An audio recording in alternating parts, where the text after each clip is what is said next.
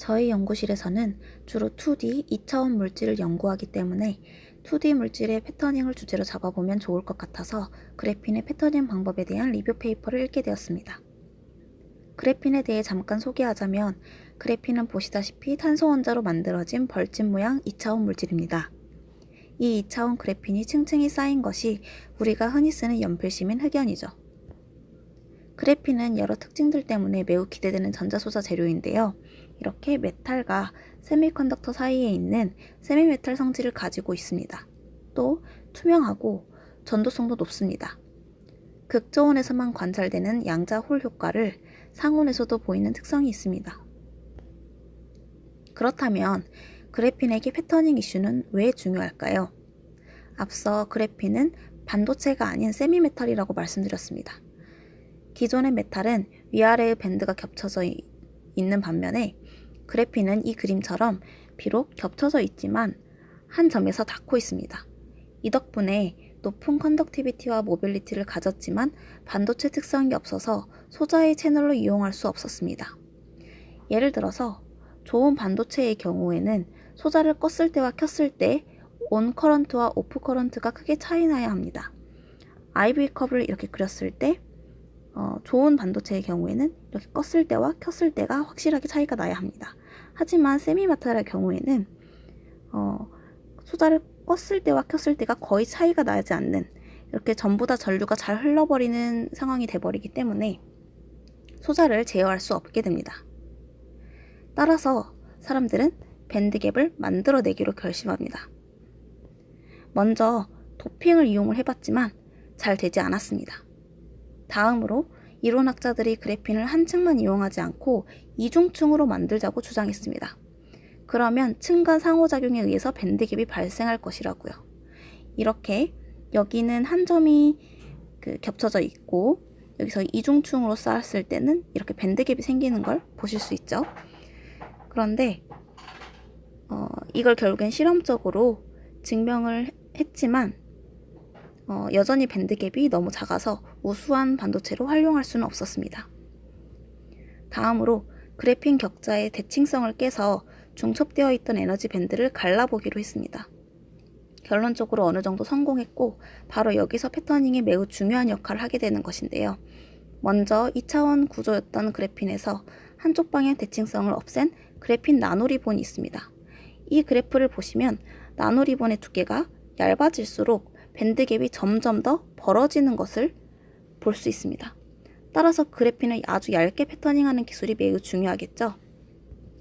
또 그래핀에 나노미터 크기의 구멍을 규칙적으로 뚫은 구조인 나노메쉬가 있습니다. 이 나노리본과 나노메쉬 모두 W라는 최소 너비라는 개념이 존재하는데요. 그래핀의 경우에는 이 최소 너비가 20나노미터 이하가 되어야지 양자 구속 효과가 일어나서 밴드갭이 생긴다고 합니다. 그러니까 패터닝은 매우 중요합니다. 그래핀을 패터닝한단 말은 선택적으로 탄소-탄소 결합을 끊겠다는 말입니다. 이는 에너지를 가진 전자를 쐬어주거나 화학적인 반응을 이용하거나 이렇게 고온 처리 방법 등을 이용할 수 있겠죠.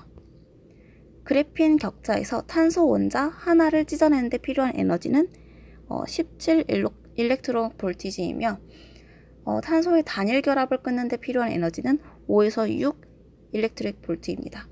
그러므로 패터닝 하기 위해서는 최소 이만한 에너지가 필요할 것입니다.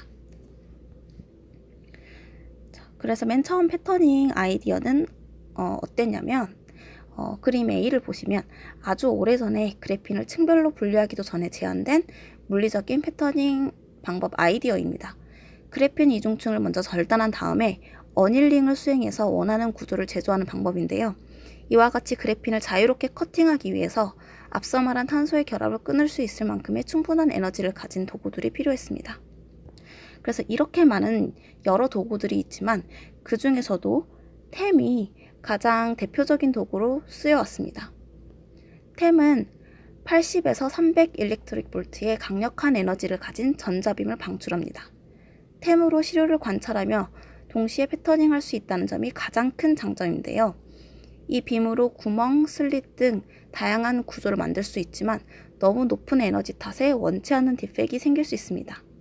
에너지를 80 일렉트릭 볼트로 낮추는 방법이 있지만 이런 경우에는 패턴이 효과적으로 잘 생기지 않습니다. 그래서 600도 이상의 고온에서 이빔을 쬐어주는 방법이 개발되었습니다. 이 경우 주위의 탄소 원자가 계속 움직이면서 데미지를 계속 회복시킵니다. 따라서 디펙이 거의 없는 단결정 그래핀 나노 구조를 만들기 좋습니다. 나노 리본이나 나노 튜브 같은 것들이요. 하지만 대규모로 저렴하게 만들기는 힘들기 때문에 템을 이용한 방법은 주로 템 관찰과 결합해서 그래핀의 형태들을 연구할 때만 사용이 됩니다. 이제부터는 좀 더 대면적으로 할 수 있고 좀 더 그래핀을 패터닝하는 다른 방법들을 리뷰 페이퍼에서 여러 가지가 있었지만 3가지만 소개해 보도록 하겠습니다. 가장 먼저 블럭 코폴리머 리소그래피입니다.